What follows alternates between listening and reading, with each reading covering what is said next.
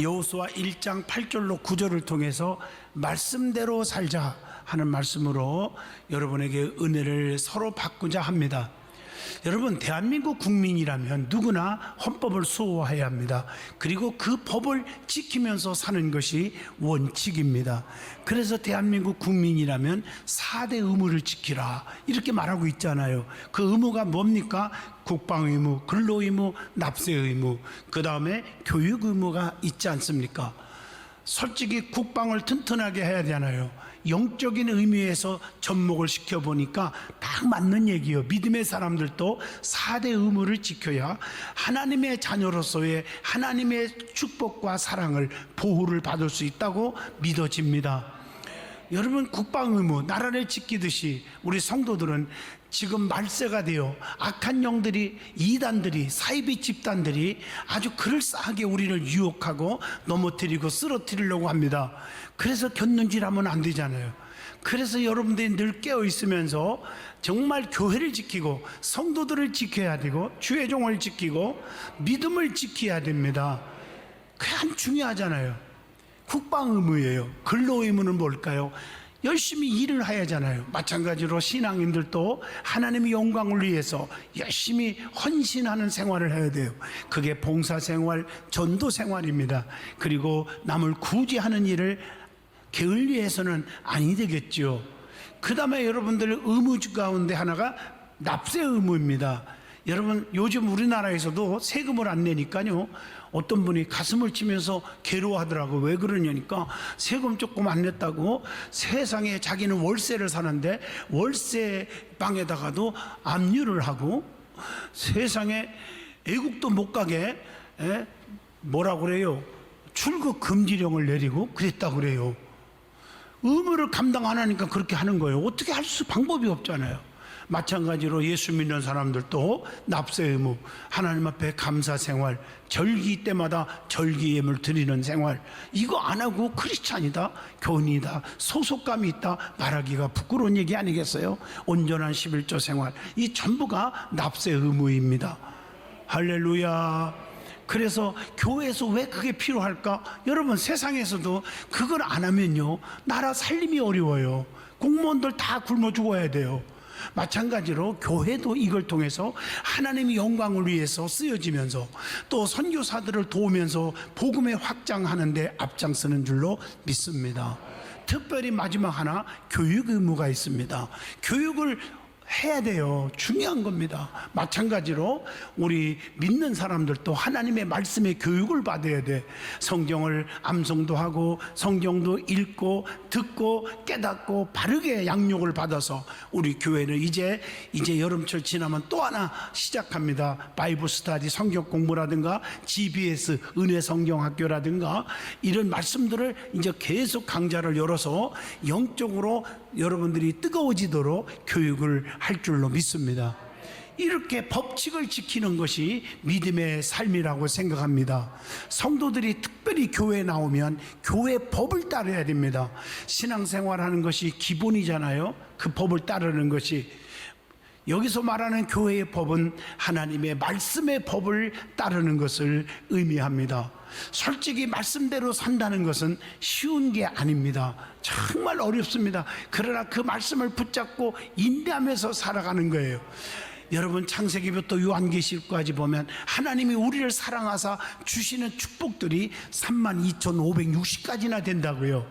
그걸 세 가지로 요약하면 영적인 복, 정신적인 복, 물질적인 복이 있습니다. 이 복을 우리에게 주시겠다고 약속했는데 그 약속된 복을 누리기 위해서 말씀을 붙잡고 힘들어도 참고 견디고 인내해야 돼요. 창세기부터 요한계시록까지 읽어보면 언제 기적이 일어났습니까? 끝까지 인내하고 참고 견디고 그리고 포기하지 않고 이럴 때 기적이 다 일어났어요. 성경에 보면 아시다시피 포기하지 않고 친구를 살려보겠다고 지붕 꼭대기까지 올라가서 내려 받을 때 살려주시잖아요. 사케오도 자존심 버리고 뽕나무 위까지 올라가서 주님 만나서 구원의 백성이 되었지 않습니까? 열왕기하 2장에 보면 길갈에서 베델로, 베델에서 여리고로, 여리고에서 요단강까지 끝까지 주의 종 엘리사가 엘리야를 쫓아가서 갑절의 능력을 받았지 않습니까? 성경에 수도 없이 나와요. 수도 없이. 창세기 32장에 보면 야곱도 끝까지 내게 축복 주지 아니하면 놓지 않겠다고 끝까지 매달려서 이스라엘의 축복을 받아내지 않습니까? 그래서 축복의 조상이 되었습니다. 성경을 보세요. 여리고성 무너뜨릴 때, 요단강 갈라질 때 다 보세요. 7번. 이러면 쉬운 게 아니잖아. 끝까지 포기하지 않고 순종했을 때 여리고성이 무너졌고 요단강이 갈라졌습니다. 전부가 순종할 때, 끝까지 인내할 때, 포기하지 않을 때 역사가 일어났습니다. 우리는 하나님의 말씀은 귀합니다. 이 말씀의 축복을 붙잡고 끝까지 기도하고 주님께로 가까이 가면 하나님의 약속하신 축복, 보장된 축복을 다 받게 되는 줄로 믿습니다. 성도는 하나님의 말씀대로 살아야 돼요. 성도가 말씀대로 산다는 것은 신앙생활에 있어서 가장 중요한 지침입니다. 내 고집대로, 내 방법대로 내 신앙관이 옳다고 고집 부리지 마시고 말씀을 먹으면 말씀대로 순종하고 사는 거예요. 신명기 28장 1절로 6절을 보세요. 너희가 하나님 말씀을 삼가 듣고 지켜 행하라. 그리하면 하나님 엄지가 되게 해주신대요. 성읍에서도 복을 받고 들에서도 복을 받고 우양이 새끼 떡반죽 그릇 복을 다 주시면서 6절에 들어와도 복을 받을 것이고 나가도 복을 받을 것이니라. 성경에 그렇게 약속하고 있습니다. 오늘 이처럼 하나님의 말씀에서 명시하고 있는 모든 약속의 복은 오직 말씀대로 사는 성도에게 허락하시고 풍성히 내려주시는 줄로 믿습니다. 얼마나 중요해요. 그래서 인내하고 살자는 거예요. 이 모세의 후계자인 여호수아에게 약속하신 하나님의 말씀, 저는 여호수아 1장을요 얼마나 좋아하는지 달달달달달달 다 외우고 있습니다. 여러분, 이 말씀을 통해서 다시 한번 축복과 은혜가 넘치기를 진심으로 축복합니다. 그러면 하나님의 말씀이 무엇입니까? 하는 질문을 던져봅니다. 하나님의 말씀은 첫째, 히브리서 4장 12절입니다. 하나님 말씀은 살아있고 활력 있어. 같이 보겠습니다. 좌우의 날선 어떤 검보다 예리하여 혼과 및 영과 관절과 골수를 찔러 쪼개기까지 하며 또 마음의 생각과 뜻을 판단하시나니 하나님의 말씀은 살아있습니다. 죽은 말씀이 아닙니다. 살아있는 말씀입니다. 그래서 하나님의 말씀을 듣는 순간 우리의 심령이 살아나는 것입니다. 이렇게 같은 말씀을 목사가 설교를 해도 이 똑같은 말씀을 다음 주에도 또 설교를 한다 할지라도 그 말씀이 사람의 말이 아니라 생명의 말씀이기 때문에 어떤 분들은 말씀 듣다가 눈이 떠졌습니다. 암이 없어졌습니다. 지팡이를 던져버렸습니다. 죽은 영혼이 살아납니다. 말씀 속에 병든 몸이 일어납니다. 사업에 실패해서 성공합니다. 벗어나서 힘을 얻습니다. 절망의 마음에 소망의 확신이 생깁니다. 더욱더 하나님의 능력을 믿고 그분만을 의지하고 살아가는 믿음이 살아나는 것입니다. 이러한 모든 역사들은 말씀을 들을 때 일어나는 것입니다. 아무리 피곤하고 힘들다고 말씀을 듣는 일에 게으리하면 안 돼요. 그리고 하나님의 말씀은 살아있고 그 다음에 뭐예요? 마음의 생각과 뜻을 감찰하신다고 그랬어요. 전지하신 하나님은 우리의 모든 것을 감찰하십니다. 우리의 심령에 필요한 것이 무엇인지를 다 알아서 행하여 줄 줄로 믿습니다. 말씀을 통하여 우리의 심령을 낱낱이 쪼개서 철저하게 해결케 하시고 더 큰 기적으로 맛보게 해 주시는 것입니다. 성경은 생명의 양식입니다. 믿음으로 구원 얻는데 이르게 해준다고 디모데후서 3장 15절의 말씀을 주고 있습니다. 그리고 에레미야 23장 29절 여호와의 말씀이니라 내 말이 불같지 아니하냐 내 말이 반석을 쳐서 붓으로 들이는 방망이 같지 아니하냐 나 여호와의 말이니라. 하나님의 말씀은 불이요 방망이입니다. 하나님의 말씀은 불이란 말은 쓸모없어 버려지는 새 조각도 불 속에 들어가 녹여질 때 귀하고 가치 있고 크고 작은 여러 모양의 쓸모있는 그릇으로 재탄생시키는 것입니다. 말씀이 우리의 심령 속에 들어오면 버림받고 쓸모없는 병든 심령이 녹아지고요, 교만과 혈기와 아집과 고집이 녹아져서 하나님께 영광을 돌리는 쓰임받는 큰 그릇 사명자가 될 줄로 믿습니다. 여러분들이 신앙생활하면서 목에 힘주지 말라고 천만 번 제가 설교했습니다. 안타까워요. 세계를 주름 잡는 기업이 될 수 있는 사람들이 가능성이 제 눈에 다 보이는데도 왜 안 일어나는 사람은 안 일어나느냐? 그게 바로 교만해서 그렇습니다. 내가 녹아져야 됩니다. 내가 깨져야 합니다. 그래야 하나님이 쓰시는 것입니다. 하나님의 미랄이 땅에 떨어져 썩어질 때 30배, 60배, 100배의 열매를 맺는 것입니다. 그러므로 우리들은 말씀을 들을 때 불같이 역사하시는 성령의 운행하심에 철저하게 순종하여 녹아져야 될 줄로 믿습니다. 우리의 교만, 아집, 혈기, 거짓, 술수 다 불살아 태워버려야 됩니다. 그럴 때 하나님의 사랑의 은사가 임하게 되고 교회와 가정의 평안함이 넘치게 될 줄로 믿습니다. 그리고 하나님 말씀은 방망이라겠어요. 방망이는 우리를 가르치고 책망하고 바르게 하는데 사용되어지는 거예요. 말씀 속의 표현대로 반성을 쳐서 부스러뜨릴 만한 힘이 있는 것이 방망입니다. 여러분, 성도들이 말씀을 대하는 자세와 결단력이 얼마나 중요한가를 오늘 말씀을 통해서 가르쳐 주고 있습니다. 반성을 쳐서 일격에 부스러뜨리듯이 자신의 죄악된 행위를 말씀의 방망이로 쳐서 다시는 죄를 반복하지 않도록 내 안에 죄악된 모습들을 완전히 부숴버려야 될 줄로 믿습니다. 그렇다면 왜 하나님께서 말씀을 주셨을까? 말씀을 기록하게 되는 목적이, 이유가 무엇일까 하는 문제입니다. 하나님 말씀을 기록한 목적은 말씀을 읽으면서 그 속에서 누구를 만나? 예수님을 만나고 그 속에서 생명을 얻고 그 속에서 기쁨의 충만함을 받아서 말씀의 진리를 체험하는 성도가 되기 위함이라 하는 것입니다. 그게 어디에 나오는 줄 아세요? 요한복음 20장 31절 함께 읽겠습니다. 오직 이것을 기록하면 너희로 예수께서 하나님의 아들 그리스도이심을 믿게 하려 하며 또 너희로 믿고 그 이름을 힘 얻어서 생명을 얻게 하려 함이니라. 예수님이 하나님의 아들이심을 믿게 하는데 목적이 있다고 요한복음 20장 31절에 말합니다. 그래서 요한복음 1장 1절을 기억하시죠. 태초에 말씀이 계시니라. 그 말씀이 곧 육신을 입고 그 말씀이 육신을 입고 오셨다고 그랬습니다.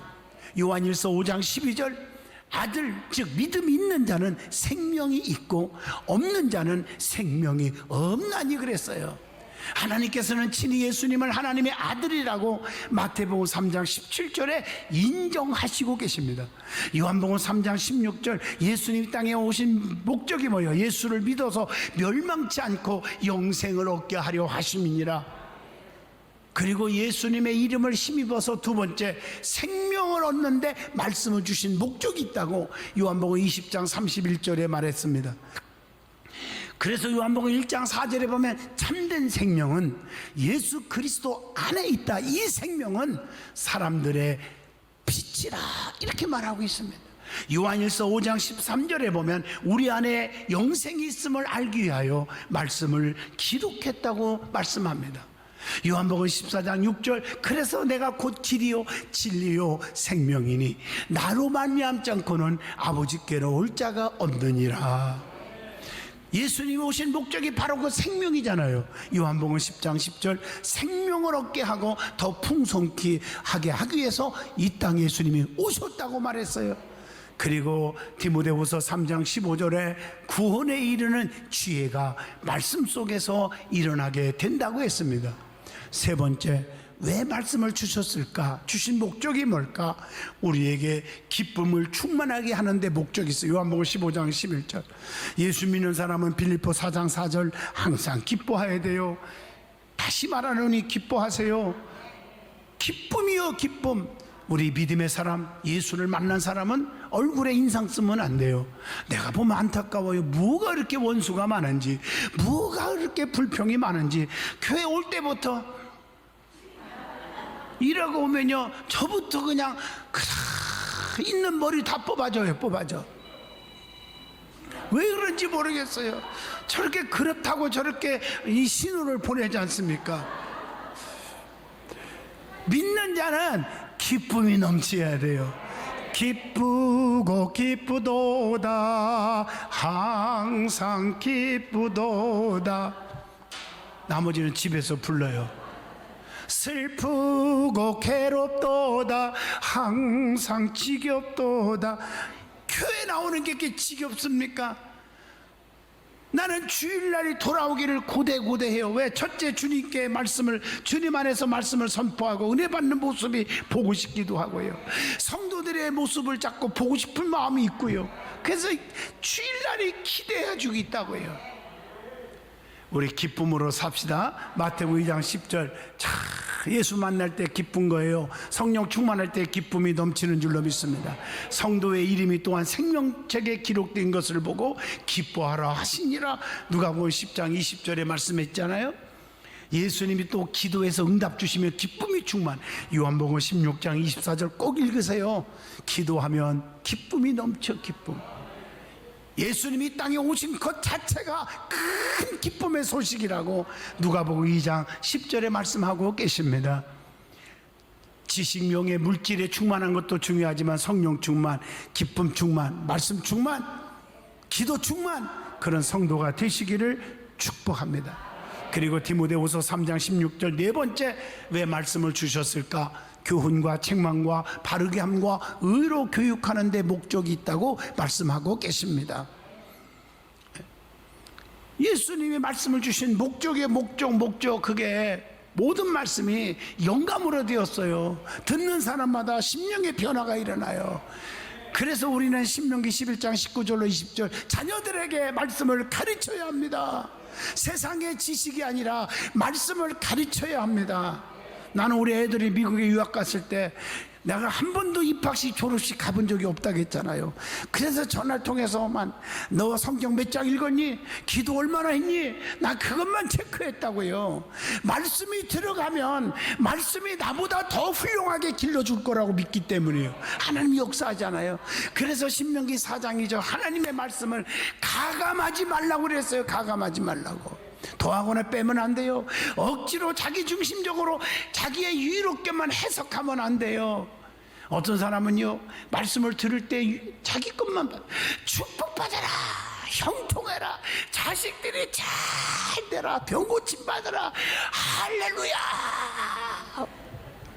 순종하라, 전도하라, 기도해라, 놀렐루야.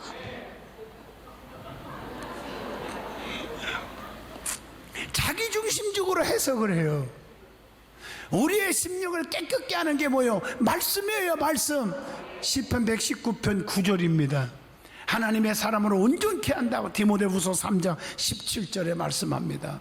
다섯 번째, 왜 말씀을 주셨을까? 목적. 디모데후서 3장 17절이죠. 하나님의 사람으로 온전케 하고 선한 일을 행하기에 온전케 하는데 목적이 있다고 했어요. 하나님의 사람으로 온전케 한다. 디모데후서 2장 15절의 말씀입니다. 선한 일을 행하기에 온전케 하신다. 디모데전서 6장 18절입니다. 그러면 성경 말씀의 표현과 특징이 무엇인지를 한번 찾아보려고 합니다. 하나님 말씀은 감동으로 된 거예요. 사람들을 감동하여 저술된 게 말씀입니다. 이걸 아셔야 돼요. 그래서 성경 말씀의 내용은 하나님의 영원한 지혜로 구성되었기 때문에 오류가 없는 진리 중에 진리라는 겁니다. 그래서 더하거나 뺄 수가 없어. 무한 말씀이에요. 계시록 22장 18절로 19절에 그렇기 때문에 무서운 말씀이 있죠. 말씀을 자기 임의대로 가감하는 자에게는 저주가 임할 것이라고 말했어요. 그 말씀을 내 마음대로 해석하면 안 됩니다. 그래서 교회가 필요하고 주의 목자들이 필요한 거예요. 말씀을 바르게 해석하려고. 그래서 신학에서 공부를 얼마나 많이들 했습니까? 그래서 성경 말씀을 보면 지칭한 표현들이 있죠. 시편 1편 2절 오직 여호와의 율법을 즐거워하여 그 율법을 주야로 묵상하는 자로다. 여호와의 율법이라고 그랬어요. 여호와의 책이라고, 성경이라고도 말하고요, 구원의 복음이라고도 말했어요. 에베소 1장 13절의 말씀입니다. 그리고 하나님의 말씀에, 성경 말씀의 특징이 있죠. 시편 19편 7절 완전하고 확실하게 말씀이다. 시편 19편 8절에 정직하고 순결하다고 그랬고요. 이사야 40장 8절 풀은 마르고 꽃은 시드나 우리 하나님의 말씀은 영원히 서리라. 영원한 게 말씀입니다. 그리고 이 말씀은 마태복음 5장 17절 예수님에 의해서 완전케 하실 줄로 믿습니다. 그러면 항상 주야로 말씀을 묵상해야 되는 이유가 뭘까? 오늘 본문 8절에 나옵니다. 여러분, 아는 것으로 그치지 마시고 말씀을 묵상하라고 했습니다. 묵상하는 가운데 하나님의 역사가 나타납니다. 그래서 말씀을 묵상하라, 큐티하시라는 거예요. 성경 구절 읽을 때마다 이 말씀이 왜 나에게 주셨을까? 내가 어떻게 이 말씀을 붙잡고 삶에 적용해야 될까? 큐티하시기를 바랍니다.